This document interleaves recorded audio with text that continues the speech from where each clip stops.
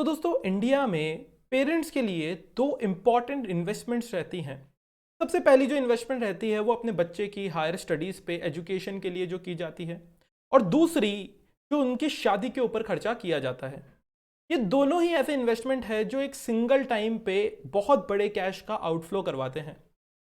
तो उस सिचुएशन के लिए क्या आपको पहले ही तैयार नहीं होना चाहिए? क्या जो भी पेरेंट्स है जब भी उनके बच्चे का बर्थ होता है उसी वक्त उनको इसकी तैयारी करना शुरू नहीं कर देना चाहिए?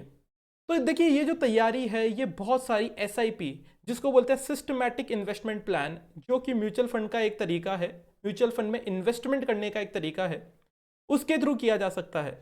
आज मैं आपको दिखाऊंगा कि कैसे आप एक छोटे तरीके से एक छोटा सा अमाउंट डालकर 20 साल बाद या 25 साल बाद का प्लान कर सकते हैं, जब से आपके बच्चे का बर्थ होता है।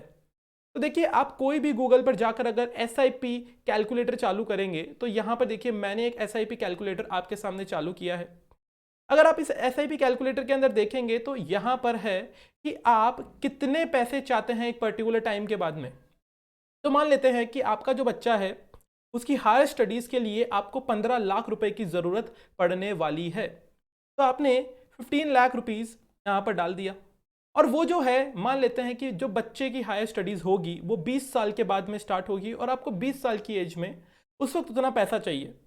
और देखिए, जो रिटर्न है म्यूचुअल फंड की अगर बात की जाए एसआईपी से, तो लॉन्ग टर्म के अंदर उन्होंने ये प्रूव किया है कि वो 12% तक का रिटर्न बहुत ही आसानी से दे रहे हैं। तो अगर ये टोटल प्लान देखा जाए तो आप सिंपली क्या बोलेंगे कि अगर आप यहां पर देखेंगे तो आपको 15 लाख रुपया टोटल मिल चुका है, लेकिन आपने टोटल पैसा कितना लगाया है आप यहां पर देखेंगे तो आपने 3,60,307 रुपए, मतलब 3,60,000 रुपीज ओनली। तो अगर आप 20 सालों तक हर महीने पैसा डालते भी रहें और आपने टोटल 3,60,000 के आसपास का पैसा डाला, उसके लिए आपको 15 लाख रुपया टोटल मिल रहा है, which is a very good thing. और उस केस में आपको अगर एसआईपी का जरूरत पड़ता है तो आप सिंपली महीने के महीने 1501 रुपया या फिर 1500 रुपीज का इन्वेस्टमेंट कर सकते हैं। तो देखिए, इतना छोटा अमाउंट आपको एक बड़े एक्सपेंस या इन्वेस्टमेंट जो कि 20 सालों बाद में होने वाला है उससे बचा सकता है। और भविष्य की सिचुएशन किसी को नहीं पता रहती, तो अगर ये पहले से ही प्लान कर लिया जाए तो ये डेफिनेटली फ्यूचर में आपके लिए फायदेमंद हो सकता है।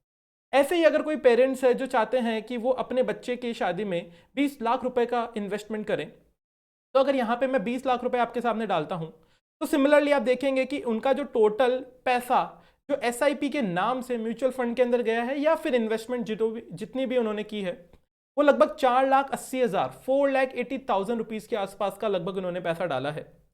लेकिन अगर बात की जाए कि उनके पास में पैसा टोटल कितना आ रहा है, तो वो 20 लाख रुपया उनके पास में टोटल आ रहा है।